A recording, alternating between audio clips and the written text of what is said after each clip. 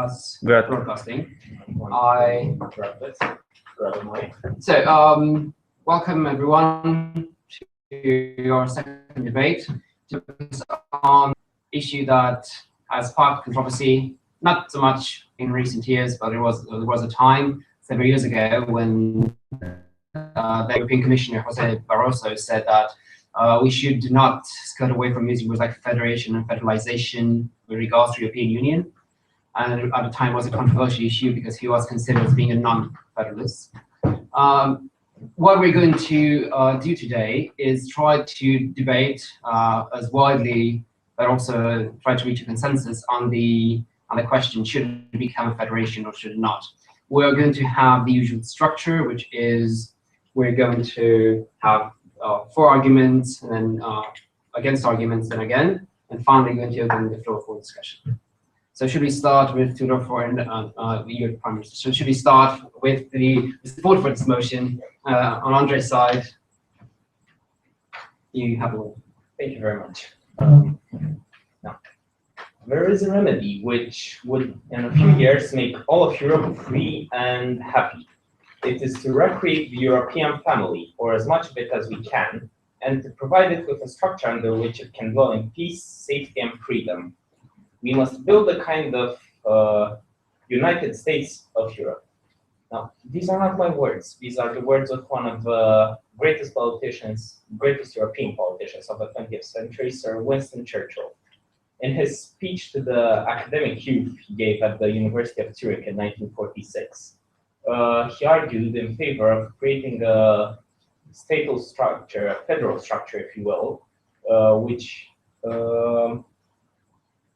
which should group all of the European states and represent them as one single entity.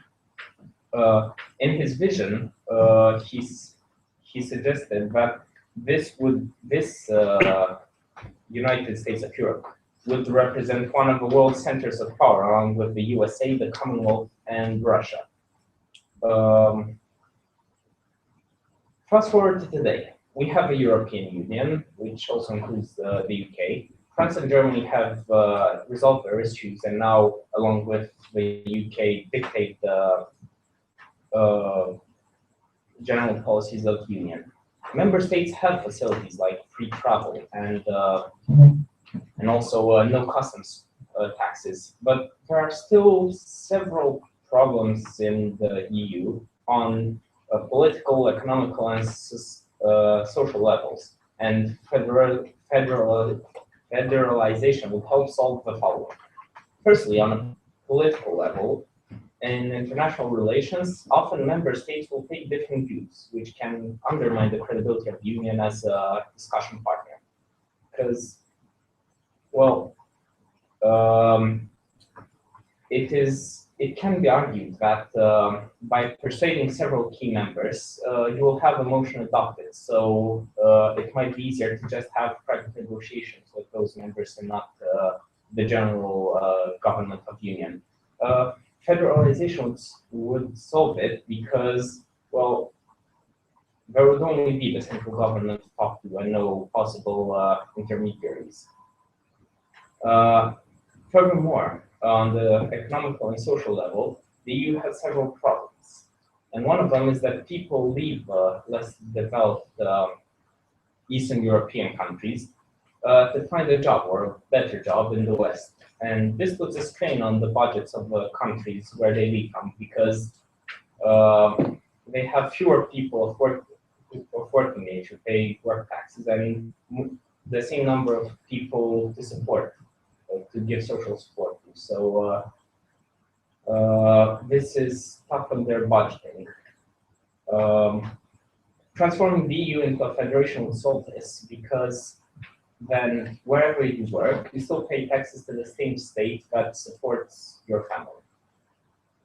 Now, we also have two more arguments, but perhaps it would be best to hear from the opposition as well before further elaborating on them.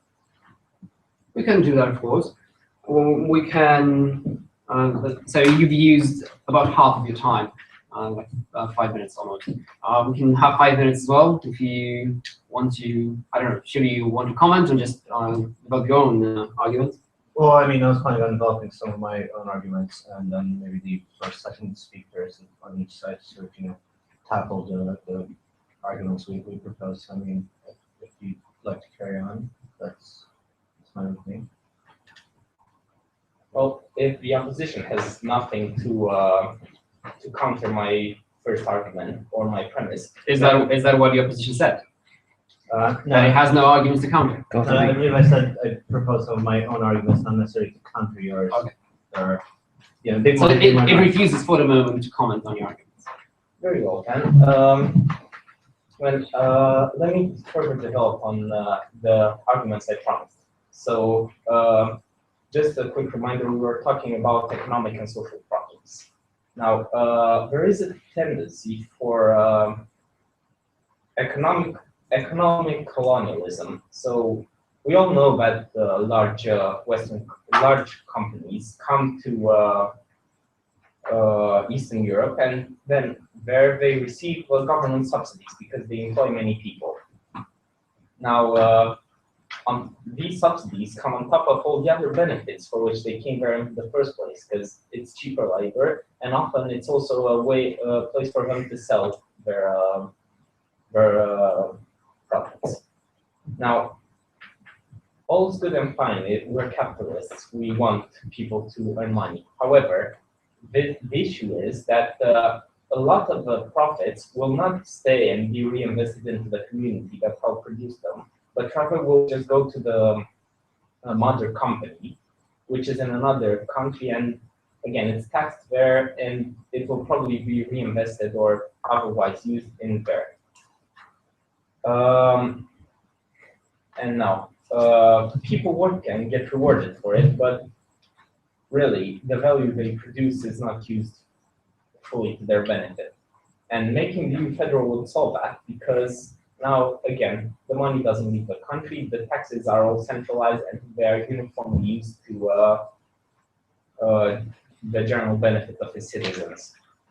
Last but Before you have 1 minute left. Okay. Last but not least, there are major differences in the cost and quality of living across member states. This means that while there is free travel, there are some serious limitations, and prices are prohibitive in the richer countries to people coming from lesser developed ones. And a federation could take steps to reduce this inequity and even the differences between different countries, allowing truly free movement and equitably improving the quality of life for all of its members. In conclusion, I believe that the federalization of the EU would have benefits on multiple levels. Political, because a single state-like structure has more political power in international relations than the collection of states like the EU is right now. Economic, because it can take steps to equalize the cost of labor and cost of life, and also by improving trade and circulation of goods. And social, because then young people who migrate to work in other EU countries will not pay taxes to the state that provides social services to their family wherever they are. Thank you very Thank much. you very much. Yeah, The opposition, the leader of the opposition now has the word. So what say you on this? So it's interesting to talk about federal Europe, but we shouldn't look at it in a vacuum as in, well, if everybody's nice and happy, then obviously federal Europe is good.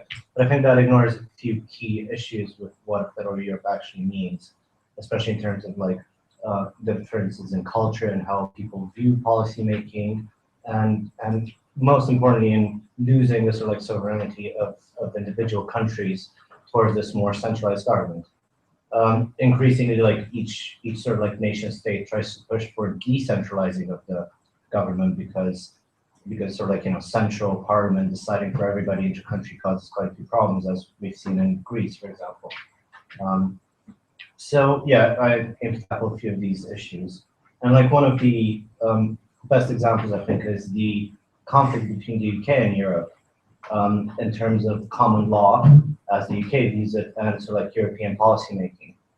So the UK believes that law should come from the individual cases, and people build upon those cases to enact judgments, especially judges. and that sort of reflects how people view certain issues, and it's a better representation of what people think is common sense, what should be the right or wrong, based on actual needs as taken to court, as opposed to the EU, which just a bunch of people sitting there in Belgium and just picking up like, oh, I think that's the right way to go about policies.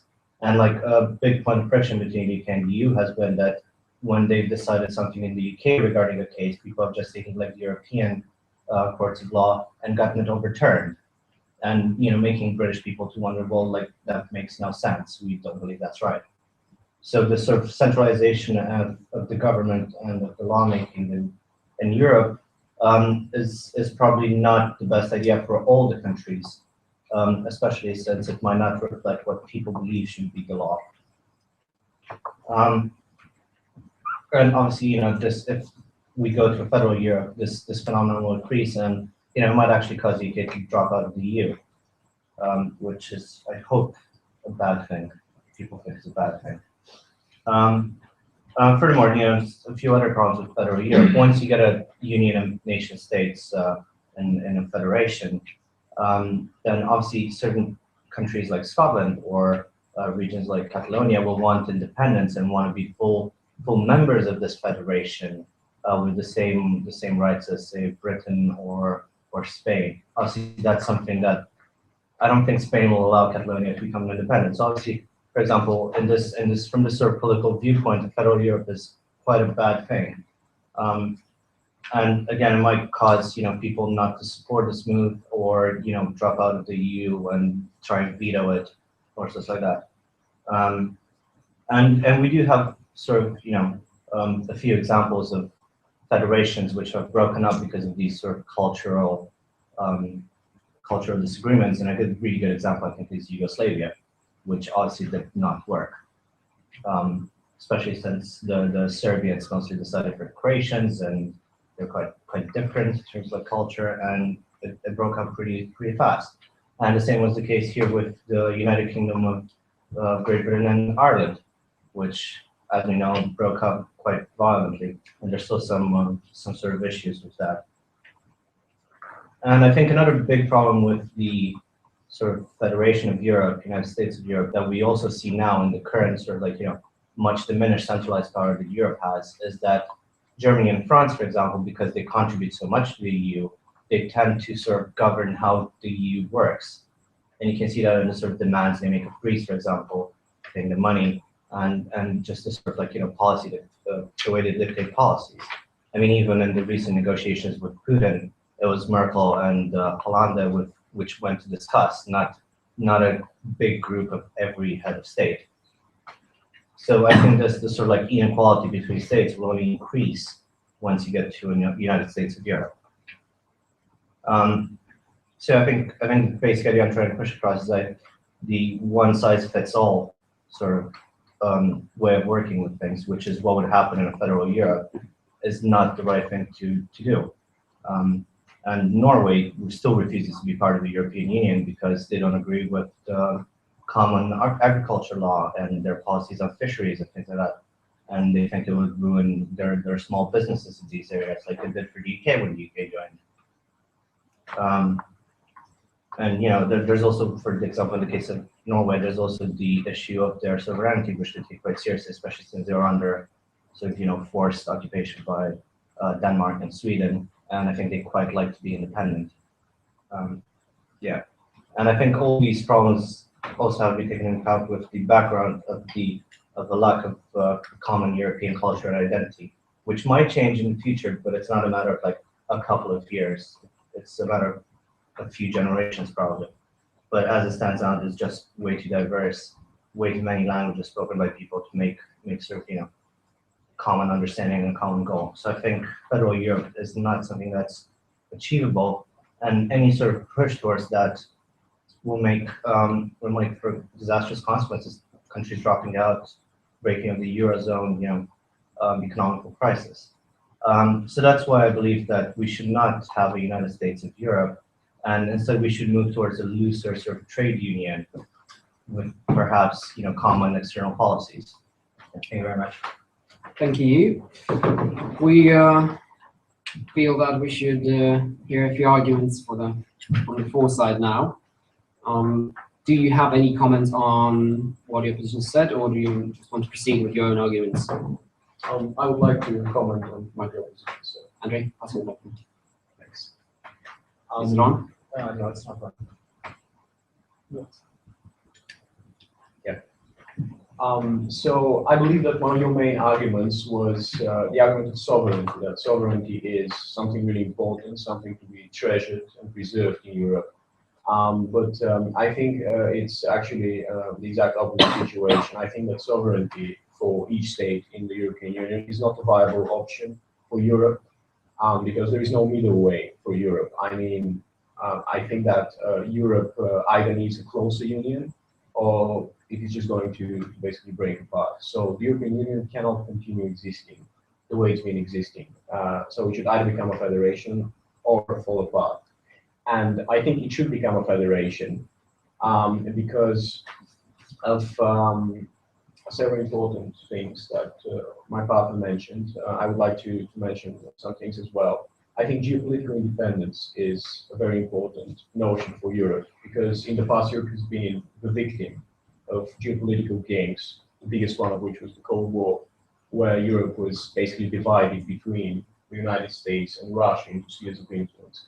And I mean, in the first half of the 20th century, Europe lost its influence on the world stage quite quickly, and this resulted in it coming under independence of peaceful countries. And we don't want that to happen again. And the only way for Europe is to form a federation, a closer union, with a common military and a common economic structure. And I actually think that the founders of the European Union meant just that when they designed the idea of the Union. And these are Robert Schuman, the French Prime Minister in the 1940s and the early 1950s, and Konrad Adenauer, the German Chancellor in the 50s. So they came up with this declaration, the Schuman Declaration in 1950, where they basically envisioned this future federation. And I think they had the same arguments in mind that we mentioned tonight, that Europe can only thrive and be a fact on the world stage if it is a federation, if nations give up their sovereignty in the name of basically unity and power. And one other thing I'd like to mention is crisis prevention. I think the economic crisis in the Eurozone that we are now going through is a very good sign that Europe needs a closer union, because such a crisis would have been prevented if in the Eurozone there had been a banking union, a closer banking union, instead of just one central banks and then 19 separate countries with basically their own fiscal policies. So if Europe becomes a federation and the European Central Bank really is allowed to exercise one single fiscal policy, then such a crisis could be prevented much more easily, and countries in trouble could be helped out and bailed out more successfully than, for example, Greece has been bailed out in the current crisis. And these are my arguments. Thank you. Thank you very much. We will now give the opposition the opportunity to rebut or just present their own arguments. Yes, the opposition would like to review some of the arguments made by the Prime Minister and his Go ahead. ally. In the first sentence you had, you really quote by Winston Churchill about the European family. Well, the thing is, the concept is rather outdated today.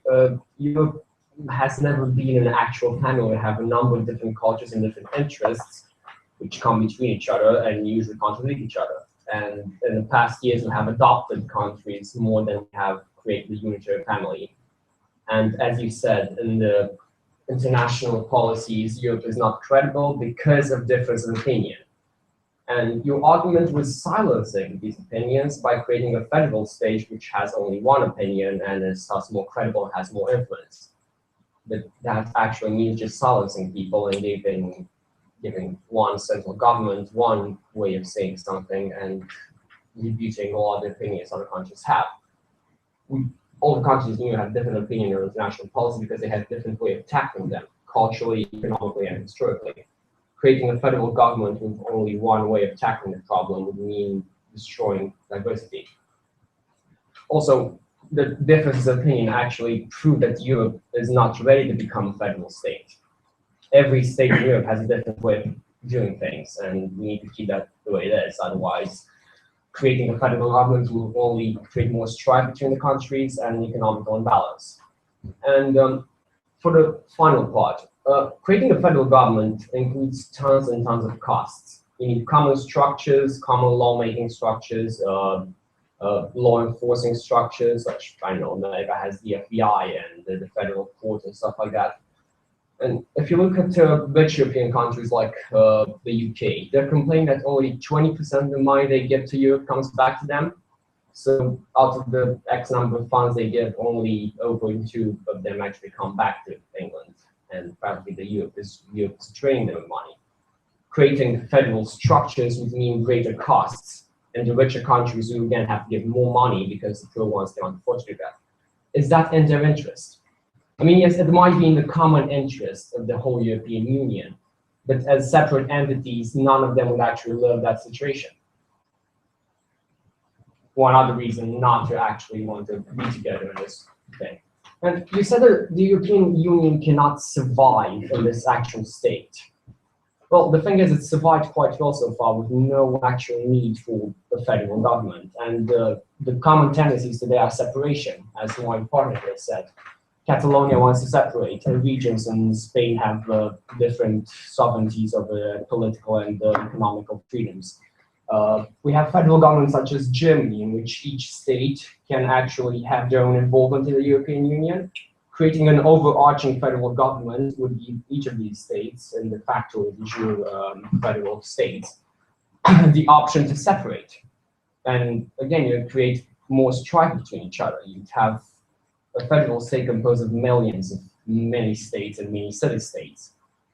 That is not something which we want to actually have. It's not desirable at all. Thank you very much. Indeed, quite a lot of arguments on both sides. We feel, I believe, feel the need to have a structure in how we address. I mean, it's obviously a very complicated discussion. I would point out that we discuss something on the economical front, something on the military front, something on the political front, and something on the international front. Let's go with these for say chapters, if you will, if everyone agrees with this, right? Yeah. So let's go on the political front. So in order to, we were discussing this idea of federalization. How would it look political again? How would it look different if it were to become a federation? So this is how it works at the moment. You have a European Parliament that everyone elects. You have a European Commission that states appoint. You have a council, European Council thing, that will that has also representatives of states, also responsible with passing laws. And there's a Council of Europe that will have also representatives of states that will set direction. So it's a unique setup of institutions. European Union is definitely not a disparate group of states. It is more than that now, but it's definitely not a federation. So how would you change this in order to make it a federation? What do you understand when you say, let's make the EU a federation? What does that really mean from an institutional point of view? In my opinion, turning the current institutions of the EU to make it a federation would mean not having representatives of states in the European Commission. And so rather than have representatives of states, have representatives of areas that get voted directly as you would to a government, or maybe even have parliament appoint them as in a parliamentary republic. Right. Do it by discussing the separation of powers. Let's say how would you organize the Parliament of Europe? Well, I think the current structure might fit actually quite well because it is currently directly elected by European citizens. Right. How would you organize the executive branch? So I think the executive branch should be appointed not by chiefs of state, which would obviously no longer exist, but rather by parliament. So make it like the analog of parliamentary republic, but like a parliamentary federation. And of course, judiciary is already independent, so there's not much to discuss there. I guess we can have a better structure. So how do you see, would at this point, would that be a problem? Having a parliament and having an executive responsible to the parliament, which is definitely not the case because of another federation. Yeah, so I mean, well, that is certainly some of the criteria for federation. Obviously, you need a head of the Europe, right? That should be directly elected by people. But what you seem to be proposing is that you break up every country into tiny areas of influence. Because, sorry, you just said like you shouldn't elect parliament by countries, you should elect them by areas. Sorry, what I meant was have a system similar to how we currently elect our national parliaments, and our national active governments are elected by parliament. So how would you organize this? It's a good debate, maybe, even if we're not turning it into a federation, maybe we can discuss how we do it now. How would you do it different from from the way we're doing it now, essentially? Do you see a change in that?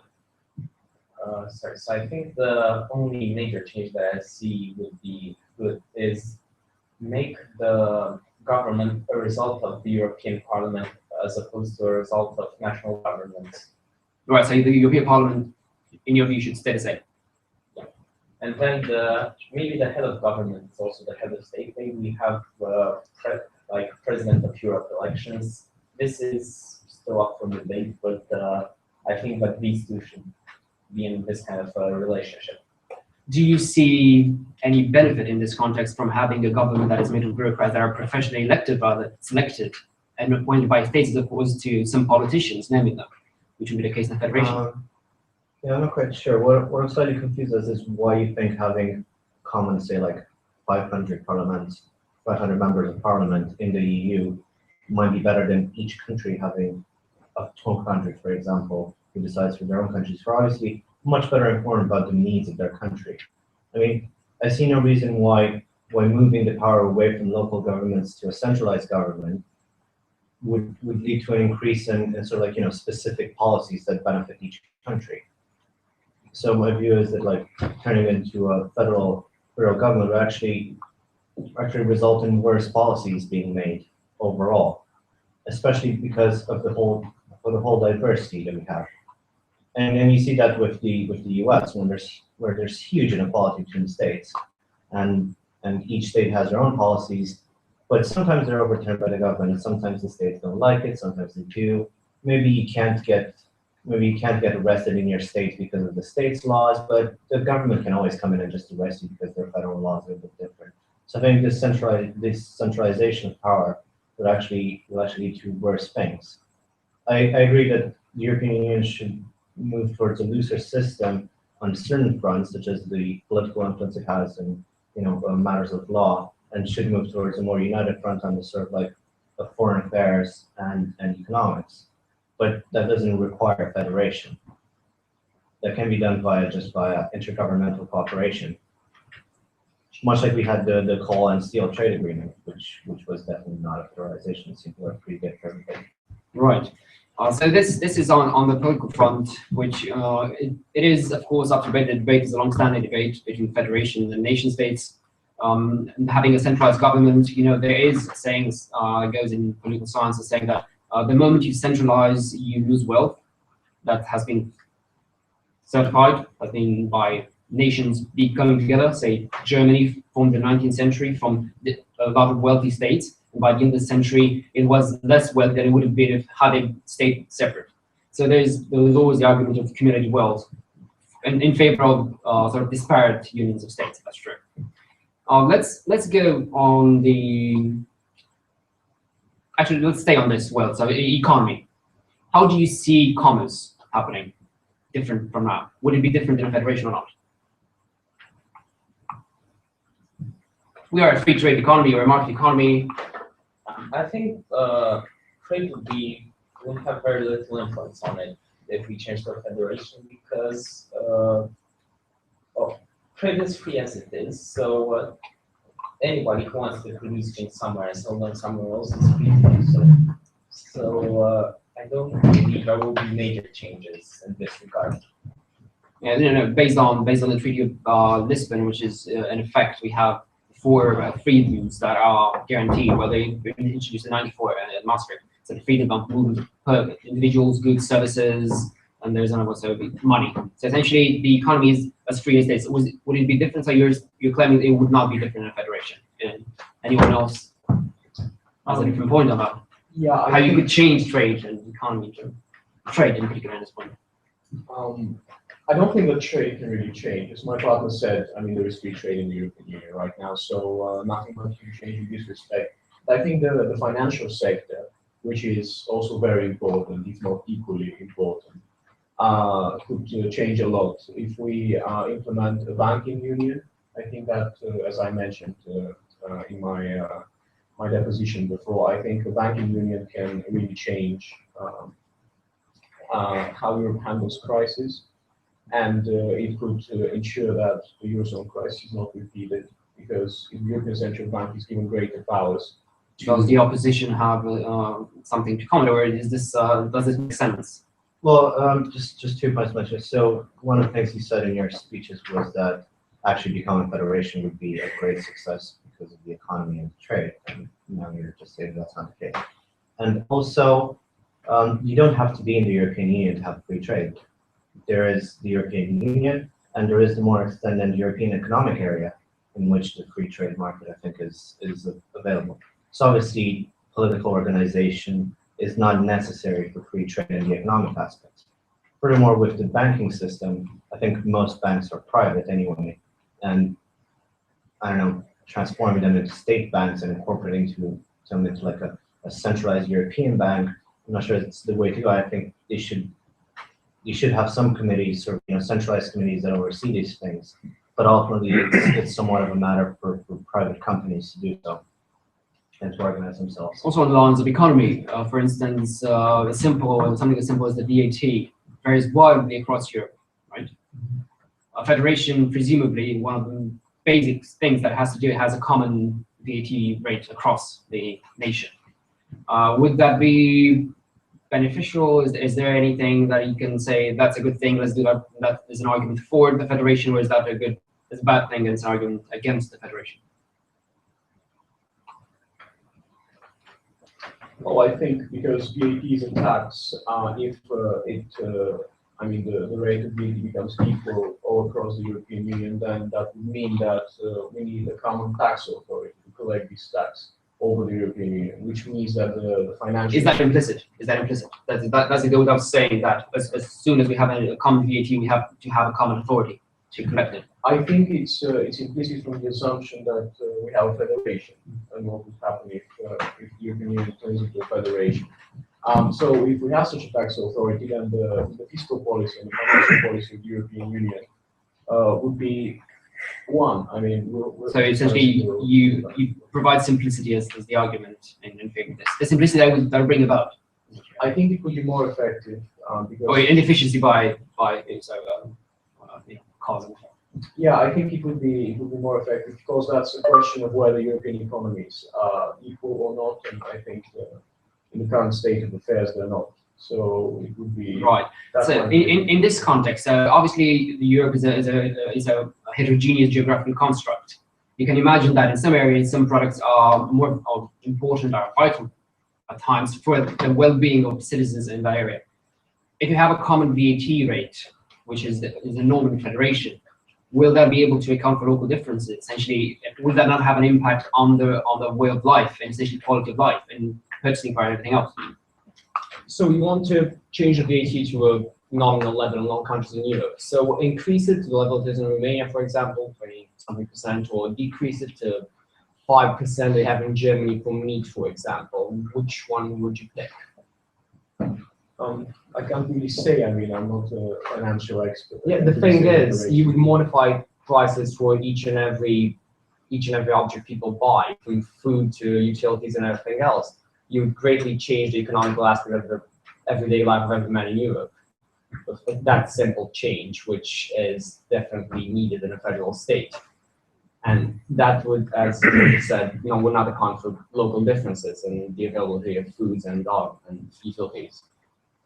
So as we said earlier, we are pushing for equilibrium, for eliminating differences in cost of life, cost of labor across Europe.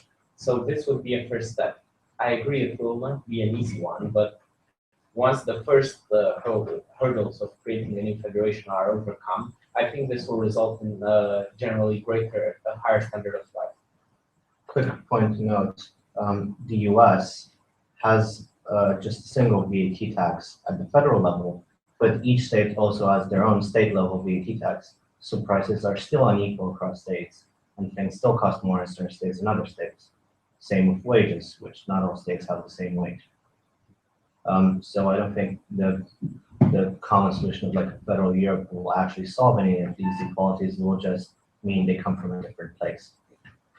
What I think on the VAT matter is maybe Europe should have like a sort of flat tax on the imported goods from outside of the EU, which cannot be modified by the countries, and then varied by government as they see fit inside each country. And that will solve the problem of each country having their independence, but the EU acting as a strong trading bloc with the outside and promoting sort of and trading within Europe. Thank you. Right. Let's move on to well, I would call international politics, but I would focus on the military first, since we know this the sword is mightier than the shield in this context. It works for the United States, so it should work for Europe. That's not how we do things now. We not have a unified military.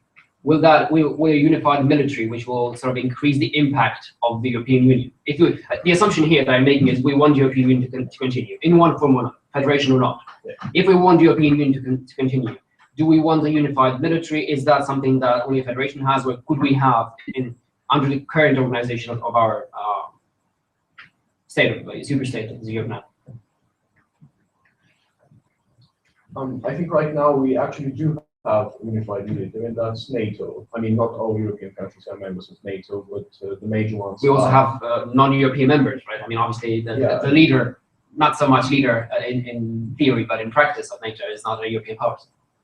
So I think that European defense policy right now is aligned with NATO, which is not necessarily a bad thing, but if we aim for independence and for being an independent player on the world stage, and I think an independent military is one of the first things that need to be achieved. And the only way to do that is through a federation with a common defense authority, which would unite the essentially a single ministry of defense of sorts.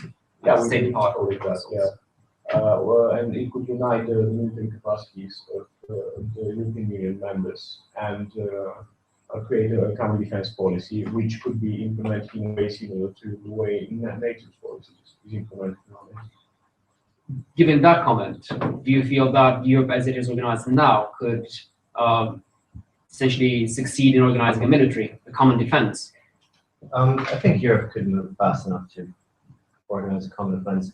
Maybe they should be able to work towards being a bit faster and like that. But I mean, I imagine there's more problems with the common military than there is without. I mean, unless you also keep some troops in reserve for each country to use as they see fit. But then it's nothing more than just a few troops from each country coming together and training at a military base, for example, which is something NATO already does. And I don't really see any sort of like extra level of safety or comfort that a united military would give, especially when it comes to who decides what happens with that united force. I mean, do you just elect one general in charge of it? Is it just going to be like a council of generals from each country? Then why not just have like a council of generals from each country without a common military, and they can just decide if they need to deploy together or not. Plus, I think most of the EU have been thinking along the same lines when it comes to deploying their military, and they've all acted pretty much in concert.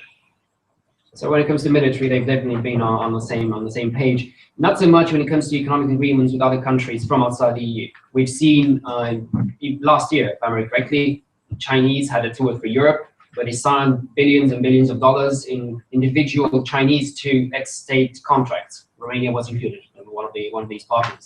And obviously, people in Brussels commented on it, saying that this is really unfair for our union, because obviously you're undercutting other nations that had a stronger position against the Chinese, because now obviously they're offering a rate and not taking our contracts, and that sort of take. On a federation, presumably you would not allow a state from within the federation to have a separate commercial agreement with a third party. Do you think that a federation, so the ability to not do that, is that an argument for or against the federation? I guess again the assumption is that you would want anything that happens in Europe to have a positive impact overall in Europe. For or against the federation, the inability to have independent European states to outer Europe states contracts. I think what you're trying to suggest here is that there is a possibility for outer states to invest specifically in one EU member state. I'm not suggesting. I'm stating it. So that's how it works right now. Yeah. Right. The idea is in a federation you would not. What I'm suggesting in a federation you should not be able to do that, and you would not, right? I mean, I haven't heard of a Chinese-Californian agreement, for instance. No, these would probably not exist, and is that something that sort of wants us to have the federation, or makes us want to have the federation, or is it something that's how EU is so good because it allows us to do it? I don't think they are necessary. And in the if the EU was to become a federation, this money would not come to one state in particular, but it would just come to the central government with the mention that we feel that this money would be best used there. And then it's up to the central government to see wherever its interests are best represented by spending the money over there. And I think it's a good thing because clearly the federal government will know better what the interests of its citizens are than a foreign power, a foreign country. Right. I guess, of course, I'm sure you have people who agree, people who don't agree, like entirely. What I would also add on top of that is if you're not able to negotiate side deals with member states, then you will be forced to give them all a better deal when negotiating a single government. I guess it would be an argument for a federation's context. Yes, and this ties into the argument on politics that you can take separate deals with various members and then have it all pushed through. You always have to deal with the federation in general, and that central government will always have in mind the general benefit of all member states, not just some. Does anyone feel that is really not the case, or that obviously with some amendment it's essentially what we have now? Well, as Georgia said, some international powers have an interest in investing in only certain European countries and not in the European Union as a whole. Uniting it in the federal government would mean that China, which came to invest in some countries, would have to invest in all of them. It might not actually want to do that. Thus, separating some economic ties some European countries have to other countries around the world. So just to be actually a deterrent for foreign investment in the European Union. Yes, because they would actually have to invest in a unitary body which have different relationships right now. And uniting Europe in a federal government would mean that we have to change every single trade agreement each country in Europe has with every other country around the world. And that would involve many, many difficulties because they would have to renegotiate contracts they had for years already and change it to fit our federal government we just created. Would they agree to that? So I was suggesting that this new federal government will negotiate on behalf of all its members, not necessarily that the money coming from a potential international investor would necessarily have to be uniformly spread around. It's just that instead of going for permission to a local government, it goes to the central government and says, I identified this area in your federation as a place where I would want to invest. I want to do that, and I have a history of trading with them or with investing there so far and so forth. So I don't think that the government would opposed to that. I don't think it would be a particularly difficult point for international partners. I'm just saying that it might help towards the equalizing benefits to all members of the federation. Right. Do you have a short comment about it? Yes, but still, as I said, let's say a certain country wants to sell their cars cheap to China because that's what they want to do right now. And China takes those cars because it actually wants them that cheap. Now, renegotiating the federal government was just newly created. The federal government thinks, we sell European resources really cheap to China. okay, China, this changed because we're now a united country and we need better deals for everyone. Okay, we're selling them way more expensive right now. Do you still want to continue? China says no and leaves. And now we produce this agreement with every other single country in the world the EU has different trade agreements with.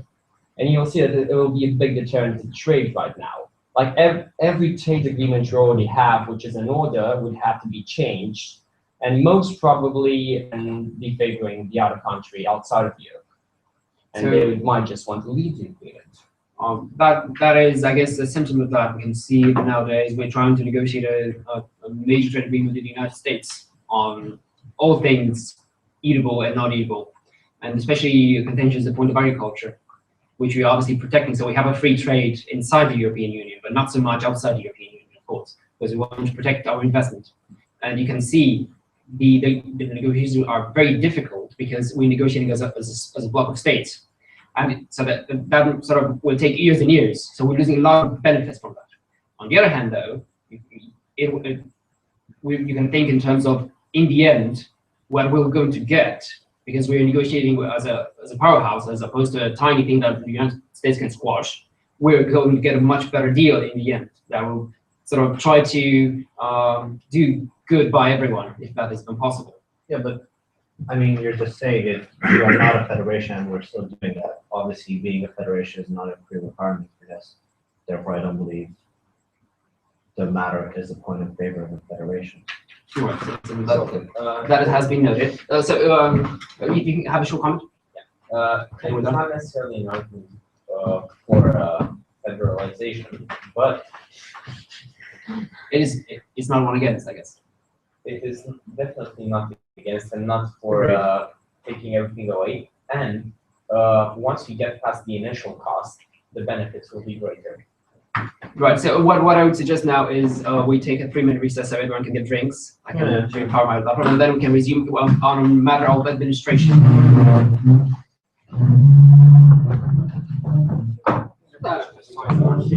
If you stop it, then we have to stop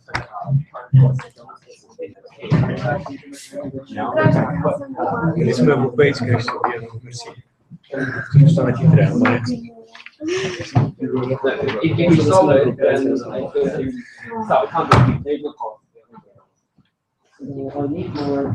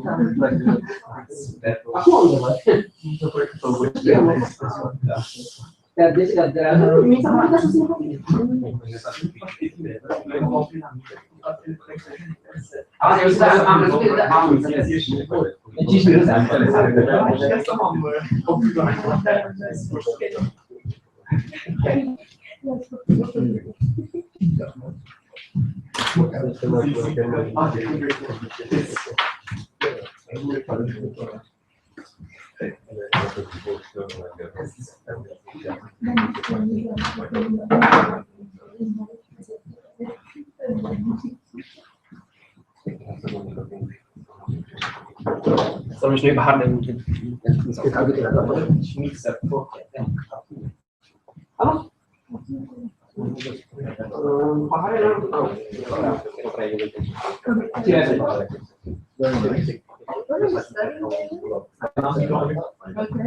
We just you had like good ideas like on the spot. Okay, makes sense. And then 5-minute preparation. I was wondering whether you had and then you wanted history. I need some message in the European Union.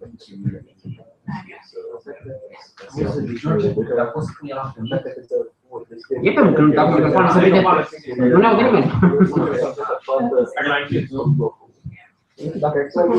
that's very good arguing for organs, like on the spot. Well, my parents are and my dad is really And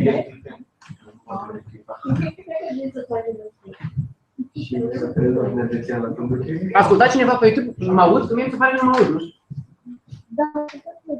Nu tu. Mi se pare că fiecare când vorbim, s-a venit și de pe coetă.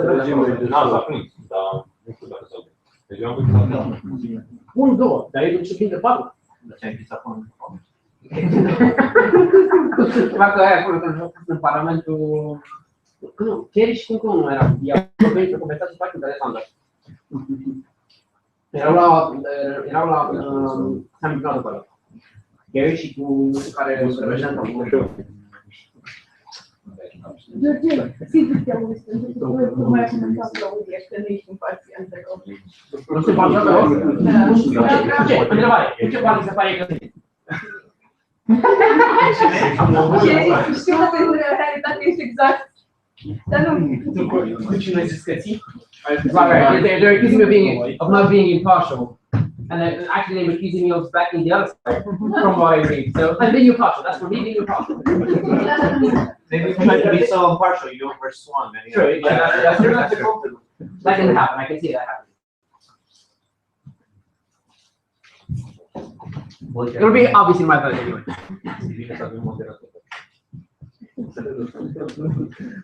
Shall we? No, asta. Băi, m-am gândit.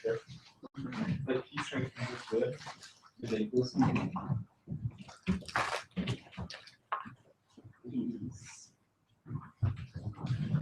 Cum e episodul? Avem rezerve ceva?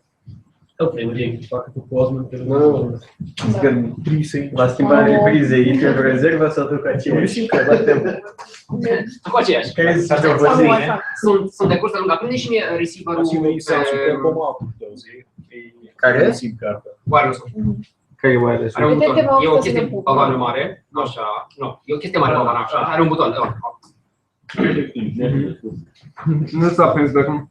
Nu s-a prins? Nu s-a prins. S-a prins, dar măi, ne știu așa. Problems with batteries. Batteries run out very Da, quickly. da, da, cred că așa. Ah, e sigur. Okay. Right, so let's reconvene. I'm confident I can actually hear me. So I was mentioning just before the break that I mean, the organization of this international body is already very complicated, and I mean from a territorial perspective. So what are the entities? The entities in our United States, nation states. Would that be different in a federation? Would that not be different in a federation, first of all?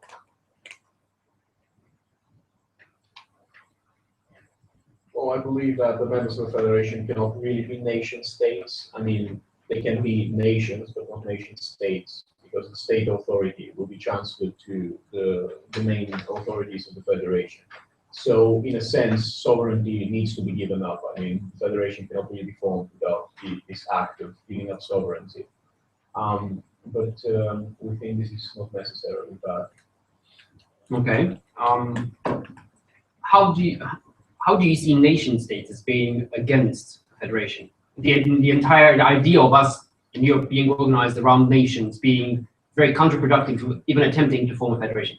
Yes, I think long centuries Europe has pretty much fought, every country has fought every other country. And most times they did because they wanted to conquer the other country, and the other country said, no, I want to be my own state. So I think, especially for countries like Italy or Germany, which only became a state quite late on, or countries like Norway, which fought hard for their independence, or even Romania, who was under like Ottoman rule. The point of them keeping their own laws and being in charge of their own future, I think will be a major discussion point. And I think that will be the breaking point in trying to make a federation, the fact that people will not want to give this up. I mean, even now you see the very idea of them giving up as much as they already have to the EU has caused the appearance of like far-wing parties, such as like the Orbik in Hungary, I think it's called, or you know, even the UKIP here is a really good example of people saying, no, we should break off completely from the EU. Look So we're them, they're trying discussing to govern us. a sort of centralized, say Brussels, whatever capital, Brussels, London, for instance, sort of interaction. how is that interaction really carried in, where it really matters? So when we're discussing administration, we're discussing money. The way, how do money flow? How does money flow in a country? Is it really based on nation nowadays? Not necessarily, because now we have a free capitalist economy, so most money flows as the companies direct them. So yeah, just to clarify my question. So I'm talking about money that we as taxpayers pay to our state, and our state sort of gives to the unified budget, and then comes back from the budget in like FARE program, non-refundable funds, and all those type of budget funds rather than private money. That's obviously private money. We agree that not much could change in terms of private money. So it's public money we're discussing here. Okay, so in terms of public money, what we're proposing is not a radical change, just that all the money that currently goes to Brussels would be distributed to even out differences amongst all the regions, which is This is an interesting word. What is a region? Do we have regions even now? What is a region? In Europe. Obviously, I'm not quizzing him here, obviously, so people have things to say or to answer my questions, you can freely take the microphone and answer. Right. So I chose the word region because if we turn to a federation, as my partner said, we will no longer have sovereign states. So I thought it would be best not to refer to them as states, but not as regions of a newly formed federation. Right. So I will. But you'll keep the same political makeup, is what you're saying. So like Romania will still be like just one region called Romania, for example. You won't break it up into tiny bits. That is for the region to decide.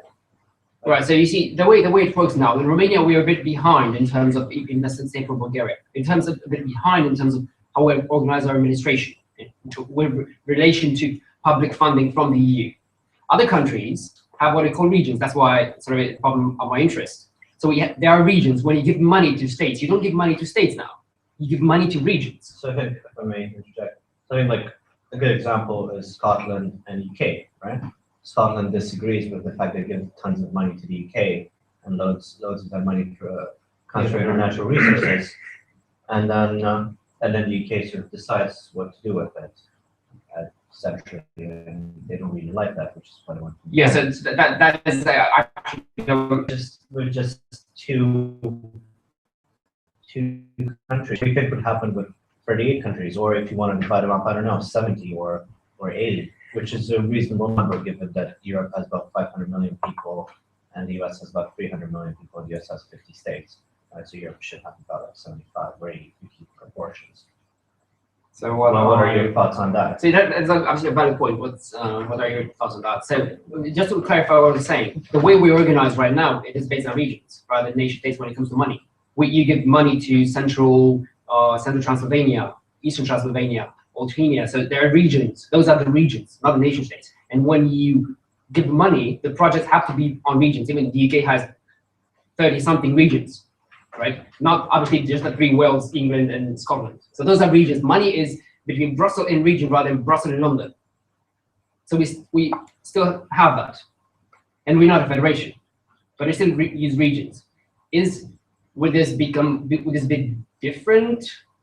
Will this be the only way then? Now it's obviously not the only way, but will then be the only way? And is this an argument for federation or not?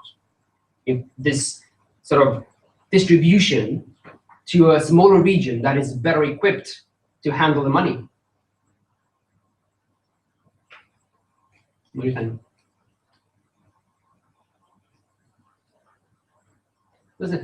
Because this is where it ultimately comes down, right? What is a federation? A federation is a unit, is a union of entities, and what defines a federation as opposed to a confederation, or as opposed to a nation state, is how independent they are from central government, and also how large they are, right?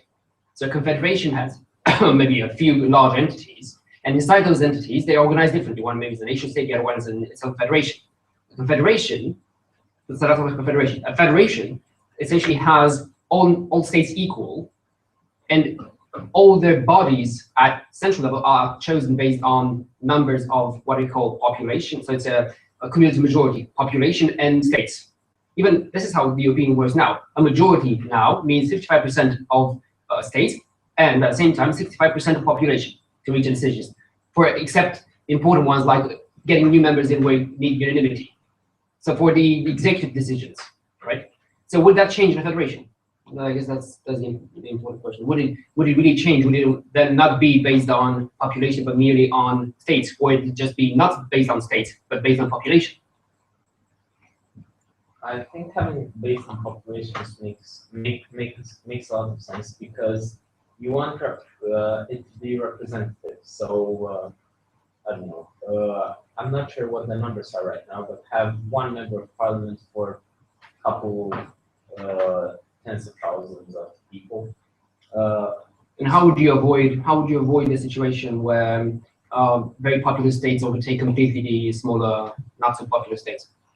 Regions. So we're discussing not nation states, but like tiny states. Can I just interest you? I said like a member of parliament for every couple of tens of thousands. There's 500 million people in the EU. It's quite a lot of members of parliament. Like a galactic parliament, I guess, like in Star Wars, right? Yeah, it's what I imagine, a huge cavern just filled with parliament members. Floating on. Honestly, on a certain days it seems like very long there, but it is slightly beside the point. I was trying to say that we should keep a reasonable proportion in line with what currently happens both in the EU and in member states and in potentially in the US, because they also have a federal parliament, so we might want to take a tip or two from their organization. I have a question for those opposing the federation. So the way we are right now is we're not very far from federation, really. I mean, the only thing is we don't have a unified parliament. We have that what we call the parliament, which, as far as people see it, is like a lower chamber of bicameral parliament. People elect, and it's based on population essentially. Well, it's based on a hybrid of states and population, really. There is another chamber, which is the European Council. What is that? Well, that is essentially representatives from states. That would be like upper houses, even in the United States. The upper house, the Senate, has 2 per state. So you choose senators on the number of states, right? That's the fixed 100 senators. That's how it is. So you could think of a system where you have a bicameral parliament, the old one as we have it now, the upper house being essentially this council, this European Council, and then you have both the population represented and states represented, and that could be a federation because states would not be completely silenced. Would that not work? Is that something that will not be workable on the long run? Well, compared to the US, the main difference in Europe is how in homogeneous population, the ethnic interests and the economical side. In what sense? Is it different in Europe or is it the same? Yes, they're severely different. Different regions have very different interests compared to the 50 states of America, in which the population is way more homogeneous than the one in Europe. The middle, the plains are very sparsely populated in the United States. I'm not talking about that. Like the population of each state has similar interests compared to the one in Europe, and we actually see that. I think you're underestimating how big the US is. It's huge. Like every state is about a country in the EU or more. Or more. Texas is definitely Like way more. I know, but the interests are still way more similar than the ones in Europe. All right, so this is the final point that we plan to have on this discussion today, which is culture. So it feeds right away from nation states, and the opposition mentioned it as one of the major impediments to forming the federation. And if we form a federation, the downfall of that federation. Do you agree with that? Does it mean that having nations or having different cultures mean that a federation is doomed to fail? So we better not try as such. I don't agree that, for example, in the United States, different states have homogeneous cultures. I mean, you have the southern states, you have the western states. I think California and Louisiana are quite different culturally. And they have different cultural names. One is Yankee, one is Dixie. Yes. Yeah. So I mean, I think that making such comparisons that one place is more culturally homogeneous than the other place is just use India as an example. India is more heterogeneous than the United States. Does it work there? It does work there, yes. It seems it. It's useful, the past 60, 70 years, so. Yeah, so I think the key difference of those systems is the US started out as sort of a union of 13 states, right, which is a great deal less. And they were united by this common goal of, stopping the British and not starving to death, basically. And then they start adding members one by one into the system. The key point is they didn't have a previous system that they had to like change from completely. They just had like the British system, which meant you're under the rule of the king. Obviously, they didn't want that anymore. So they had to like build this new, and they decided on federation from the get-go. If they'd become a nation state, I think it would have been a lot harder to persuade them to turn back into a federation afterwards. I think. So I what think you're the saying same is we lack a goal to turn us into a federation. Common goal. First, we lack a drive. There's nothing that says a federation can give us that we can't already get now. Just because we can become a federation doesn't mean we should. Do you have a comment on that particular state? I think I'm just ignoring pretty much all the arguments we've brought in favor of federalization. And Don't reiterate them, just the key one if you have one. no, I wasn't going to reiterate them because surely all attendees have been trained We're and they familiar. have noted the arguments we've brought to the table. Also, as I was saying earlier, turning to a federation might have an initial cost, and it might be quite high in terms of an individual state to support, but not an individual state will support it. The entire union will, and after this initial setup phase will be, after we get past this initial setup phase, what we're claiming is that the benefits will greatly exceed the initial cost. So I think I'm not talking costs of making a federation in terms of money or time. I'm just saying like It was mentioned, yes. if Europe was to become a federation, how many people do you think would riot in the streets because they want to keep their independence, for example? I know in the UK there will probably be huge protests. How many governments do you think will topple until you reach a consensus? I'm just saying the time. So you assume right that for- the governments will make the decision irrespective of their citizens' will. Well, I mean, if we can't do it now, then we might not be able to do it in 10 years either, because there will still be the sort of same people alive with the same worldviews. I'm saying there needs to be an external sort of driving force. There's no point in doing a federation, especially since certain benefits of the federation that we've talked about, such as the ability to trade as a bloc or present a united military front, can be achieved without becoming a federation, as I hope we've proved in this debate. Right. So one final point on this, and then we can have a vote. I won't summarize all the arguments. There are many arguments, and we discussed and rediscussed them. This should be fairly clear. You mentioned at one point that many regions in Europe will. So the separate sentiment is obviously right in many regions, like Catalonia, obviously in Serbia and wherever. So how is that exactly an argument against creating a federation? It is obviously an impediment in terms of logistics and how government will actually manage to implement it. But why is it an argument against federation? Well, my argument against it is that because it will create a situation in which Catalonia can not be broken up from Spain, but still kept in the EU as a part of the federation. Obviously, Spain will not support this movement towards a federation because it means that Catalonia will break off. Right. So obviously, Again, we'll make this it's very a political argument that means there will be no support in terms of like certain governments.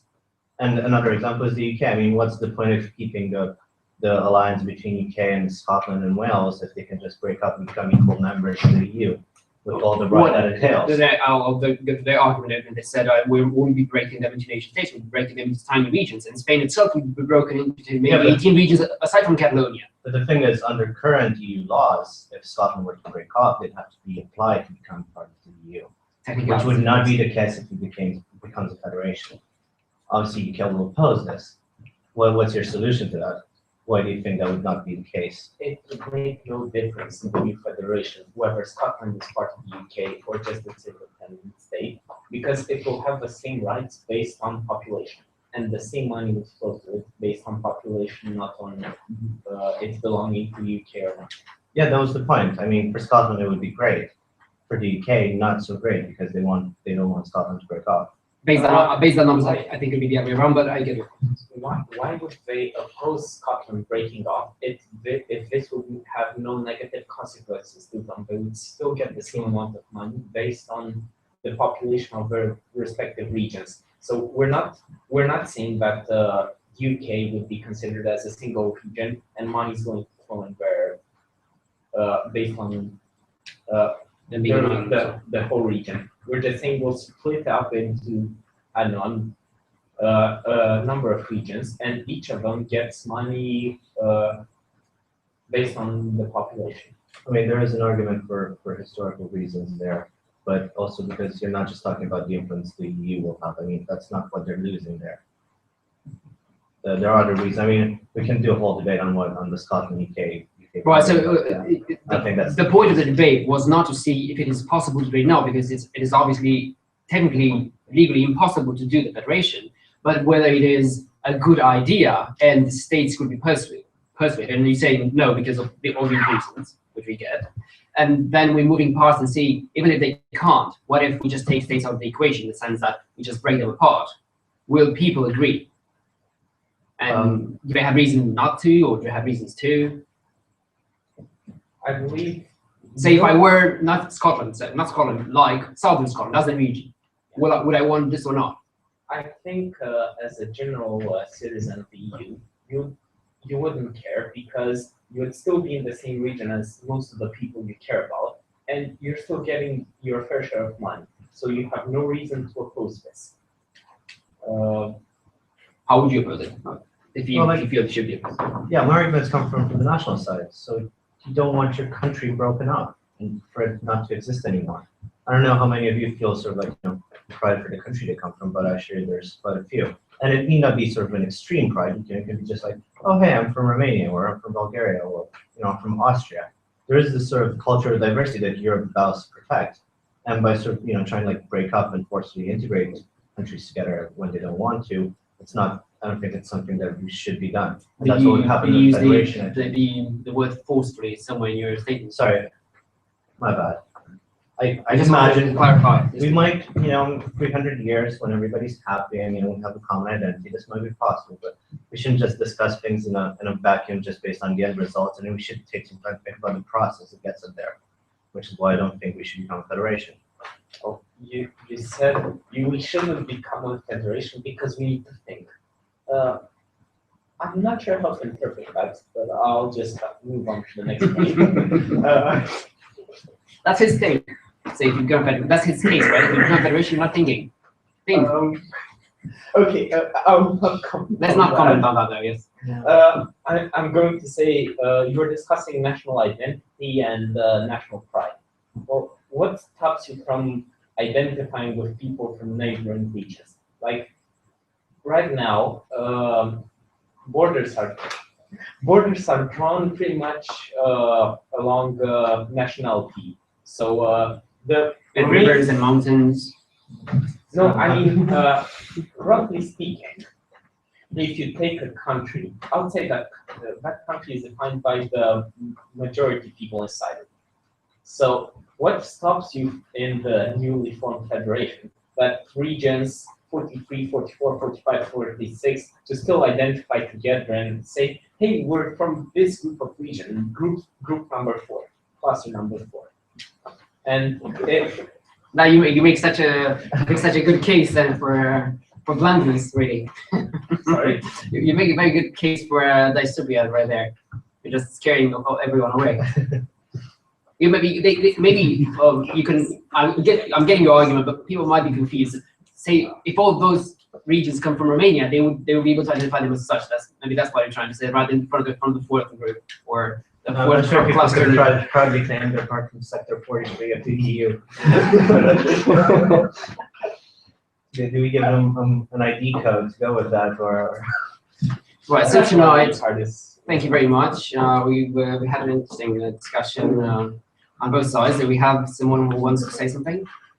Yes, I was wondering when are we actually open the discussion to the floor? Yes, that's exactly what we've been doing, but the floor has been awkwardly silent, and we are offering now.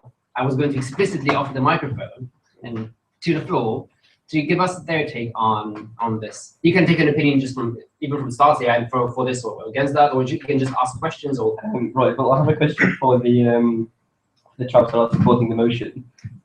Essentially, I was wondering, you mentioned several questions actually, but the first one would be, you mentioned that essentially one of the benefits of the federation would be that you split it into regions of approximately equal population, and no one in these regions should have any reason to oppose that because it gets a fair share of money.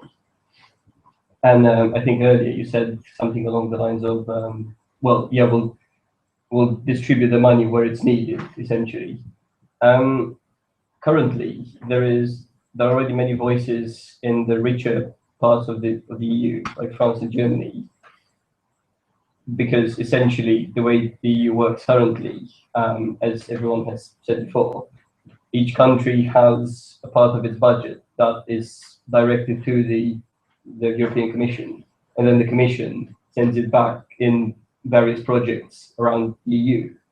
There's already a lot of voices in the richer parts of the Union saying that basically, well, we're paying from our taxpayers' money for the development of some other poor regions, whereas obviously they get more money than they put in the common pot. So the question is? So the question is, in a federation, presumably that effect would be amplified even more, because all the budget of a region would be put in the common pot.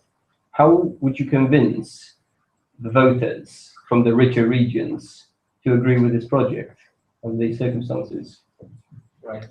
So this requires some long-term thinking, because yes, in the initial phase, the disparity will be more apparent, and the richer regions will get less compared to what they. In the long run, by giving money to the less developed regions, we allow them to develop and increase their GDP, and so overall, the GDP of the whole union increases, and therefore each region gets more and more and more. Right.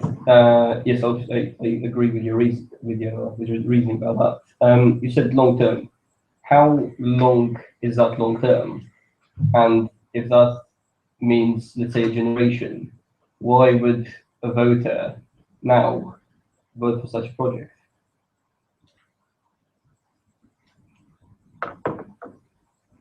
So your question is why? How do you convince people to adopt the long-term thinking? Essentially, yes.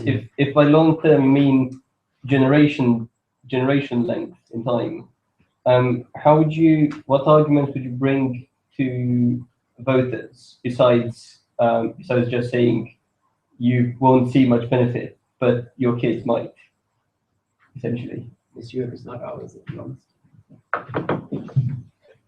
Well, I think there are many issues which are long-term but require action now, such as global warming, for example. I don't think that's an argument against voting in favor of such an issue, because I don't know, saying that well, I'll be dead in like 50 years' time, what's the point of me doing anything about it? It's just not how most people think. Just a quick point that global warming is happening right now, not in 100 years. Although tackling it is a long-term. It's a long-term issue, the one with direct effects in the present, so it's not quite the same thing. And while in your proposal, I think the short-term effects would be that actually the richer regions would have less money in the short term, which might actually mean that they're sort of like, their lives will actually get poorer because of, like less, slightly lower. You had a third question? Well, I just want to make a short point about the global warming. While I agree with you generally, there's still a big bunch of people out there that don't believe in global warming. Yes, but we're not discussing that. And regarding the opposition's point, I just wanted to say that global warming does not have effects we can feel on the scale of 5 years. Like, we need to think in perspective. That's precisely actually why people don't believe in it. Because yes, we know it's But we're warmer not than discussing 100 that. years ago, but how do we know? How do I feel it? Like, for me, life is still good. So why do I need to take action to make sure that life does Right, not so- become so- unbearable so get to the after point. I die? How is that? How does it relate to federation issue? Well, Is it similar in how is it similar No, to the probably issue that because we are? it's a similar time scale, how global warming will affect Right. following So, generations. so then I have a question. How do we make people now to understand the problem since we can't feel the effects? We think we can't. How do we make them I was now? going to say Could we approach- I was going to say a similar thing. Essentially, how exactly do people nowadays take care of the global warming issue? Isn't that a bit? There are interstate policies regarding. If you can draw an analogy, CO2, then we'll take the question. Can you draw an analogy to the issue? So between global warming, how we deal with global warming as a future problem that we're tackling now, and federalization as a future problem that we're tackling now. So, yeah. Global warming, we tackle by limiting CO2 emissions for various states as they are right now. All right. So let me clarify what I meant. We're discussing in people's minds.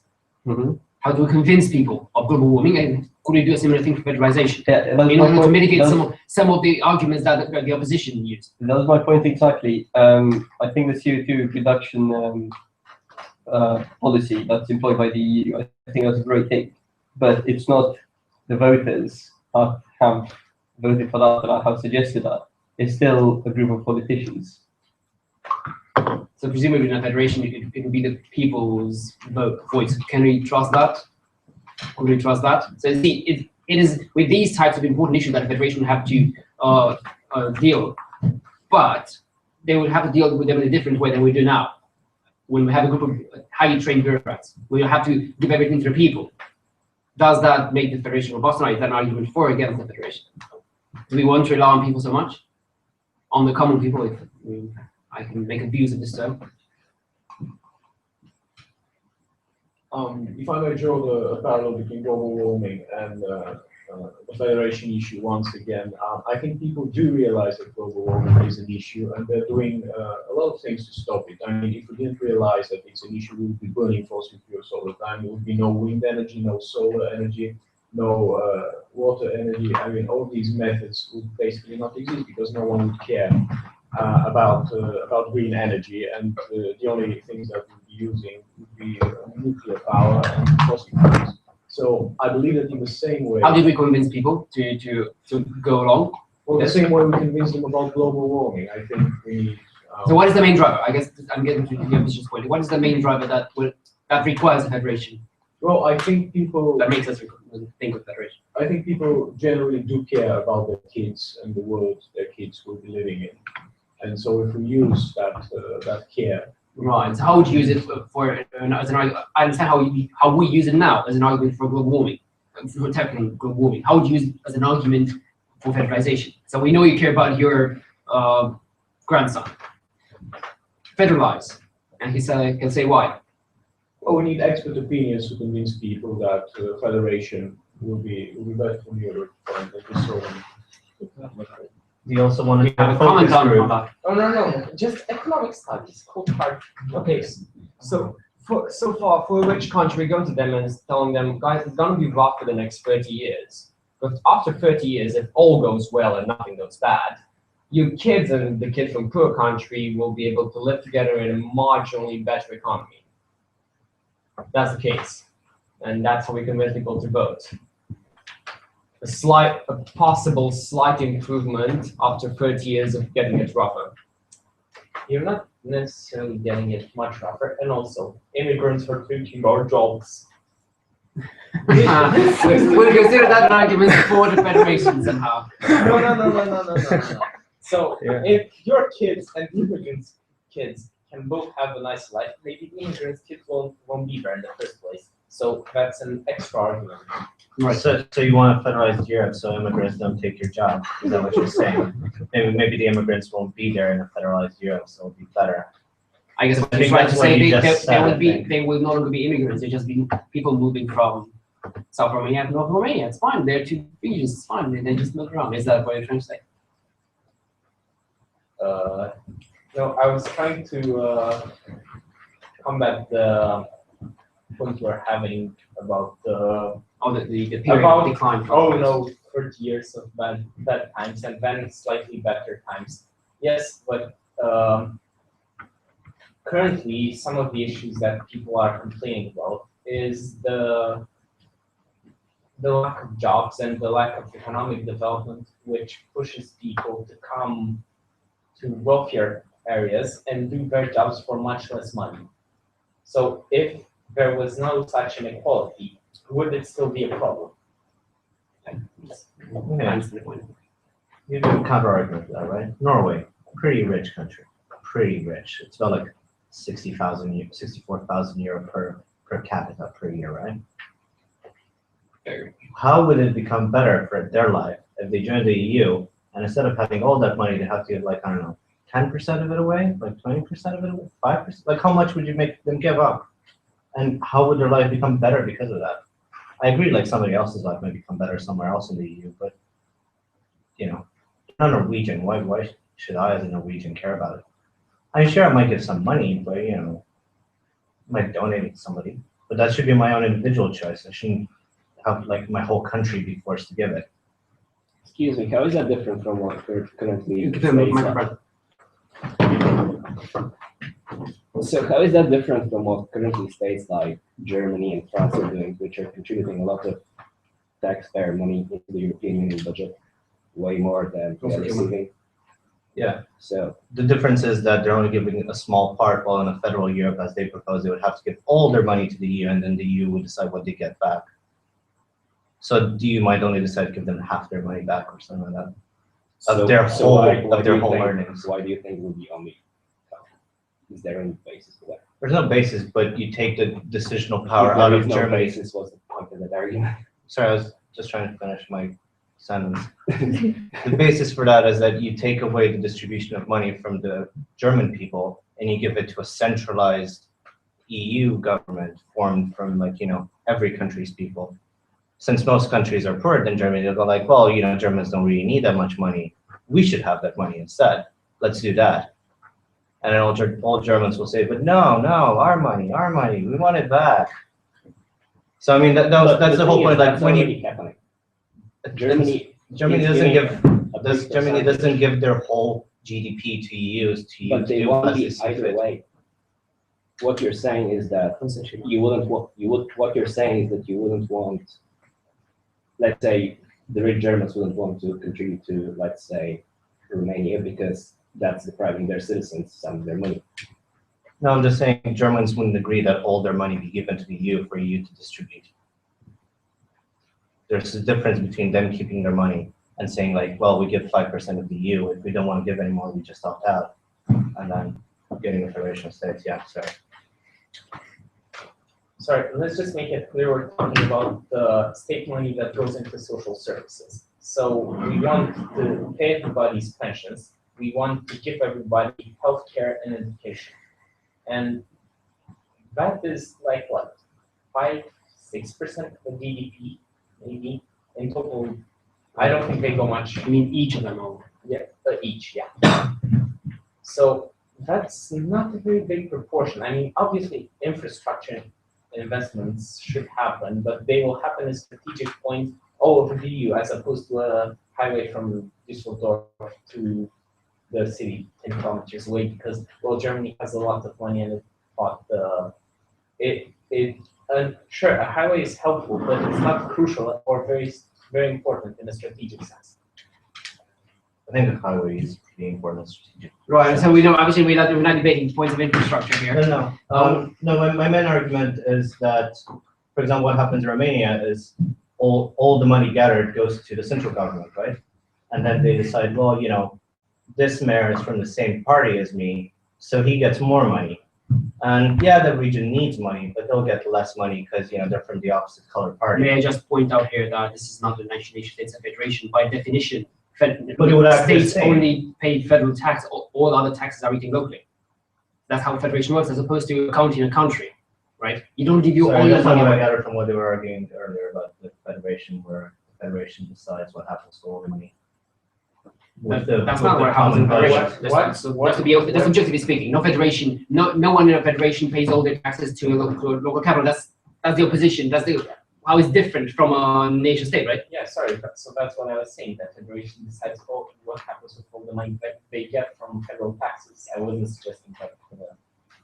So the only difference maybe is whether there is an intermediate level where between region and federal government there is like a regional government where also sort of collects some of the taxes. That's obviously up for debate, but ultimately you get only so much money. And obviously that's also up for debate. How much? Maybe it was 1% of that region's GDP that goes into federal tax, right? Discuss decentralization. So that's why I consider it such an important topic to discuss, but it obviously paints a picture.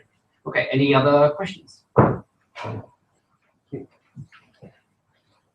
Yes, I have a question for the same people. I was just wondering, in the federal idea that you're supporting, what level of autonomy do you envision that each region, let's say, will have in the whole union? If someone else supporting the idea wants to, they don't have to be the ones answering every time. Okay, so the way I see it is you give up external policy, you give up economic negotiations, trade negotiations, but you still do a lot locally in accordance to some federal guidelines. Is that much different from what's happening right now?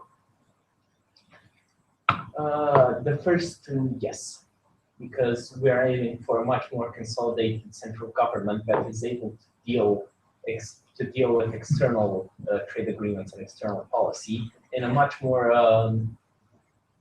consolidated way. So essentially, what you're suggesting is that the main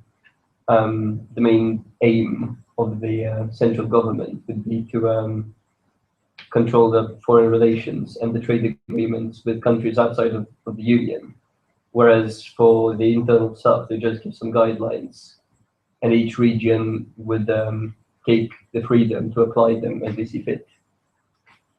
I think what we need to. Because I quite agree with that myself. That's all. I think what we need to consider here is the current state versus the future state we envision. So I think the only thing that will change really is the scope of the powers of European Union institutions, because we now have an executive branch, which is the European Commission. We have a legislature, which that is the very reason why we started discussion around that, right?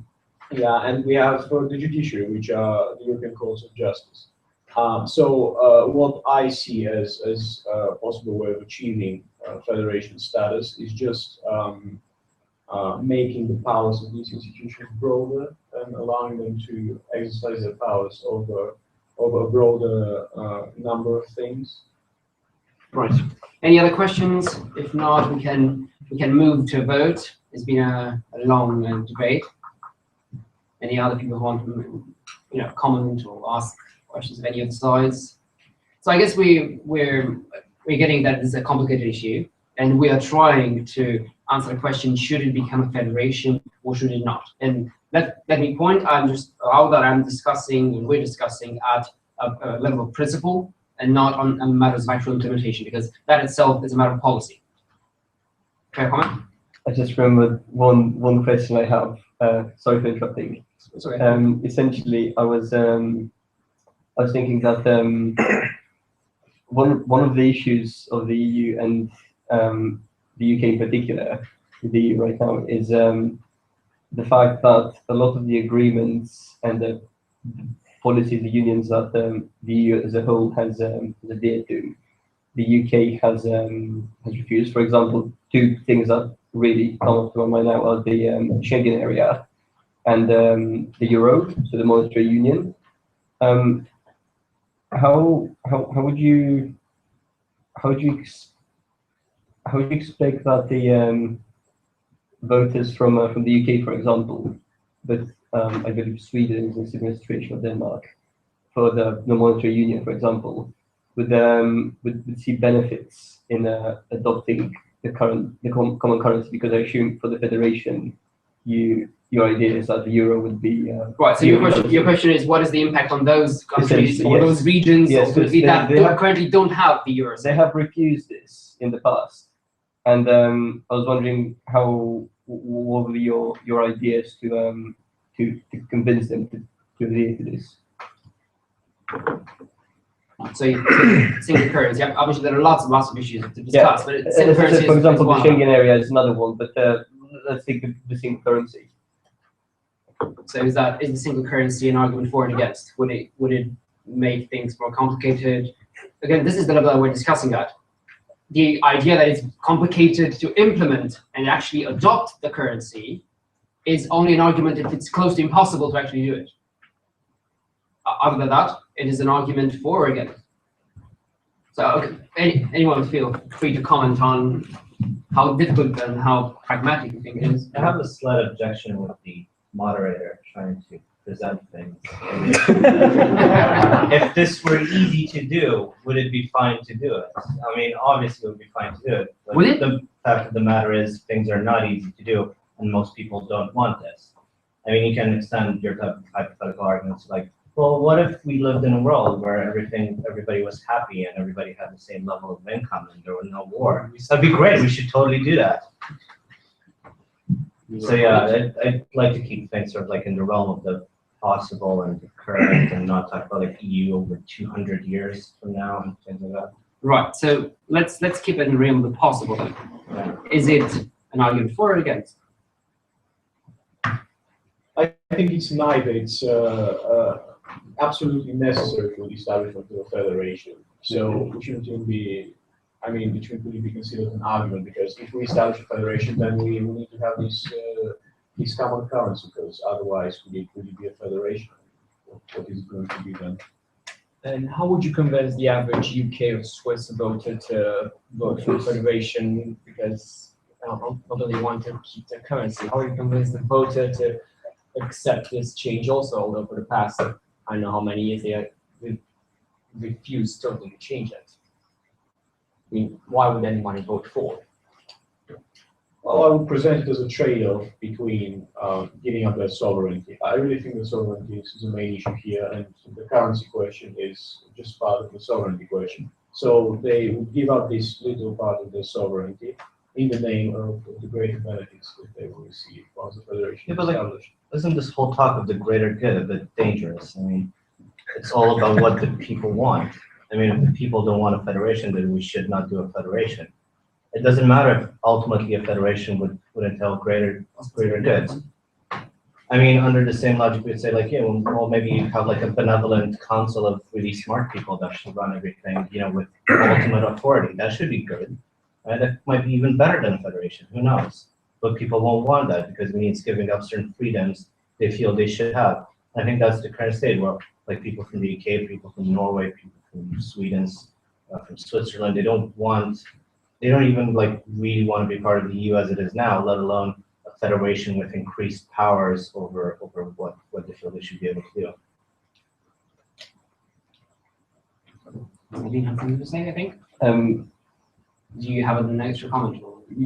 Yes, well, I would like to add on my idea rather than to others.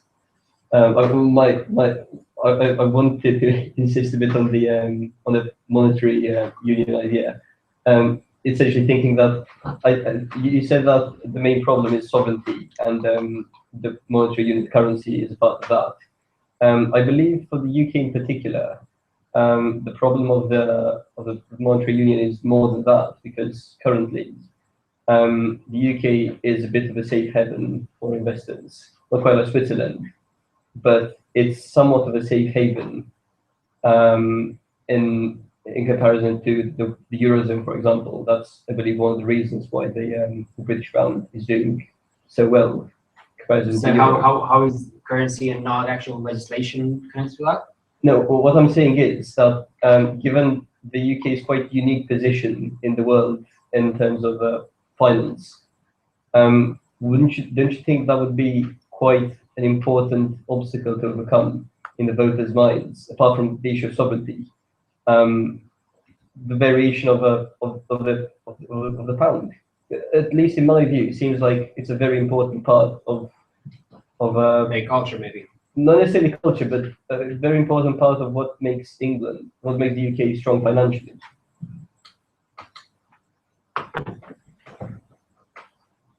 I think that what makes the UK strong financially are its connections with the world and the fact that it's a global financial center. So it wouldn't be able to survive financially or otherwise by itself and on its own. So I think that adoption of such a currency, provided it's a strong, well-established, trusted currency, will actually benefit the UK, not the other way around. Right, we have a final comment, and then we'll go to vote. A short comment on top of that is that if the UK joined the Eurozone, does that not transfer some of their trust in the pound to the euro, the new currency, backed by the UK? Unfortunately, by legislation and division of banks, it doesn't. Yes, Konstantin. Sorry, Konstantin wanted to ask something before, and then just a little question. What about the countries' level of debt? They are some of the countries have different levels of debt from the monetary fund and probably the European Union or some other countries, and that is not that much linked with democracy. I mean, it's not like you put it to a vote if you want to pay or not. So how would you go about solving each state's level of international debt? So one potential solution, and obviously not the only one, would be that the central government of a new federation loans its member states the money, so that the member states can pay off their loans and then return that money to the centralized government on terms which it decides. right. Is that answer sort of? Well, I guess some countries are already loaning money from the European Union or something like that. So I guess, yeah. Right. So it would be just another layer of redistribution ultimately. Right. So to conclude, I guess the main arguments brought by the foresight were all about simplicity, ease, streamlining, the welfare state, and everything that comes with a unitary state, but would be limitations of federation. So it was sort of in principle, the debate skewed a bit towards details. And the against made arguments about how it's entirely unfeasible and we should essentially stay in the realm of reality where it essentially can't be done. And somehow that is the argument that it should not happen. Now let's support this. Argument. What was your argument? Synthesized in one sentence for me, please. There are plenty of countries where people don't want to be part of the EU as it is now, and they won't want to be part of the federal government. Right. So I will add the following to my description. It is not feasible because people don't really want it. Is that fair? Okay. So let's vote on this. Who thinks that it should become a federation, or who thinks it should not become a federation? Yes. So I want a yes or a no. So okay, let's do for the motion. Who's for the motion? Raise your hands. 4. Against the motion, it should not become a federation. 2, 4, 6. It should not become a federation. It's what we decided here today. A good discussion, I think. We've had plenty of arguments, plenty of points made. Of course, it's a complicated debate. We could have individual debates about individual points that we touched on tonight. So I think we did a good job of synthesizing and sort of sharing our thoughts on this. We'll see you next time for a debate where, again, our friends from the Bulgarian Society will be invited. And again, we hope to have an arguer from your side, right? Thank you very much. Good night.